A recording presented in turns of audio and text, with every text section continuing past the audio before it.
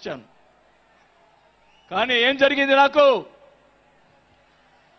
మంత్రి వదిలిపెడితే మంత్రి ఇచ్చి మంత్రి తీసేశాడు. అవన్నీ నేను కూడా బాధపడిన. నేను మంత్రి అనేది ఐ డోంట్ కేర్. ఆ రోజు 4 సంవత్సరాలకే వదిలిపెట్టాను. నేను ఒకటే చెప్తా ఉన్నా, మన వంశీ గారిని ఆయన చెప్పాడు కదా, మన ఈయన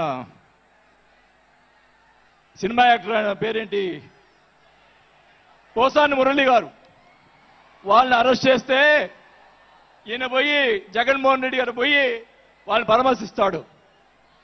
నేను ఒకటే చెప్తా ఉన్నా, రఘురామకృష్ణరాజు గారిని నిన్ను ఏదో మాట్లాడితే ఆయన లోపల పెట్టించి కుదగొట్టించి కాలు చేతులు ఎర్రగొట్టించి లోపల పెట్టించావే. 17 సంవత్సరాలు ముఖ్యమంత్రిగా చేసినటువంటి చంద్రబాబు నాయుడు గారి కుటుంబాన్ని, భార్య గురించి మాట్లాడితే వాళ్ళకి బాధ కలగదా అని అడుగుతా ఉన్నా. ఆ రోజే నేను ఖండించాను, నేను అసెంబ్లీలో ఆ రోజే. అలాగే మన నాయకుడు పవన్ కళ్యాణ్ గారు, ఆయన గురించి మాట్లాడావు పోసాని మురళీకృష్ణ గారు. ఆయన కల్లైరు చేస్తుంటే లక్షలాది మంది జన సైనికులు నీకు తుప్పు తుప్పుగా రాలగొట్టేవాళ్ళు. ఆయన మౌనం వహించారు. నేనైతే చెప్తా ఉన్నా, కుటుంబాన్ని అలా మాట్లాడారు కాబట్టి వాళ్ళని 9 నెలలు, ఇంకా 9 నెలల తర్వాత అరెస్ట్ చేశారు. నేనైతే గవర్నమెంట్ ఇచ్చిన మరుసటి రోజే లాఠీతో రాలగొట్టించి లోపల వేయించేవాడిని కూడా ఈ సభకు అర్థం చేసుకుంటా ఉన్నా.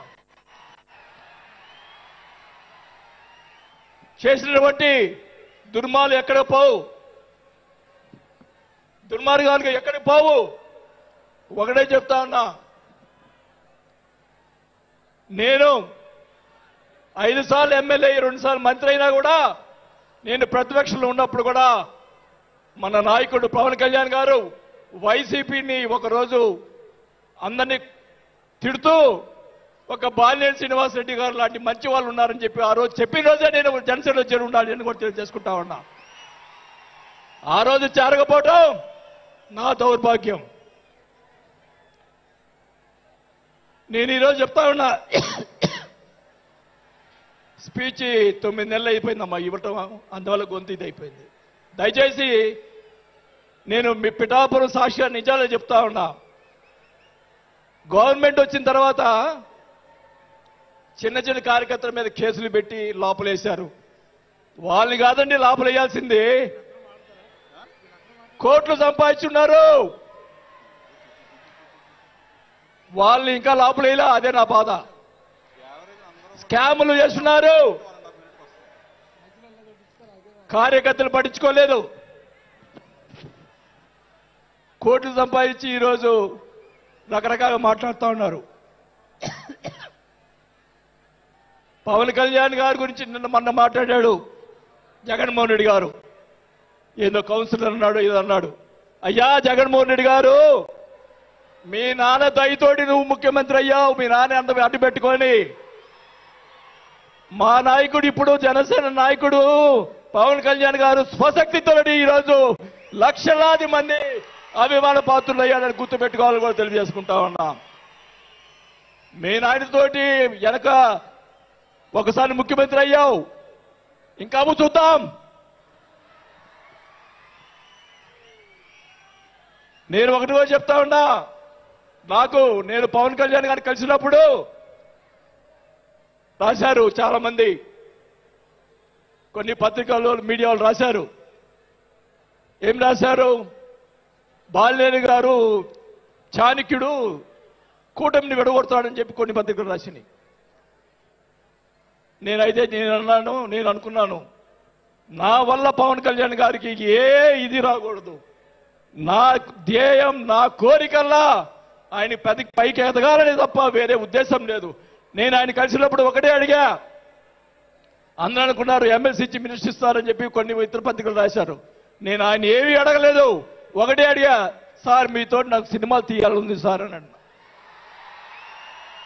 నా కోరిక అదే సార్. నేను 5 సార్లు ఎమ్మెల్యే అయ్యా, 2 సార్లు మంత్రి అయ్యా, చాలు నాకు ఇట్లాంటి బూతులు తిట్టే రాజకీయాలు మాకు వద్దు సార్, మీతోటి ప్రయాణం చేస్తా. జనసేనని నా సాయశక్తులా నేను చేయగలని మా జిల్లాలో 6 నెలల తర్వాత కార్పొరేట్లను చేర్పించాం. మీరు ఛాన్స్ ఇవ్వండి. మా జిల్లాలో జిల్లా పరిషత్తు అన్నీ కూడా జనసేన చేస్తానని కూడా బాగా తెలియజేసుకుంటా ఉన్నా. మాకు ఇవ్వండి ఛాన్స్. నన్ను ఆపద్దు. నాకు జరిగిన అన్యాయం మళ్ళా ఒకరోజు మీటింగ్లో చెప్తా. ఒకరోజు చెప్తే సరిపోదు, ఎందుకంటే టైం లేదు కాబట్టి. నాకు అన్యాయం జరిగిందని చెప్తా. జగన్మోహన్ రెడ్డి గారు చేసినటువంటి అన్యాయాలని చెప్తా. నాకు జరిగినటువంటి అన్యాయాలు నేను ఒకటే చెప్తా ఉన్నాను సార్. మీకు కూడా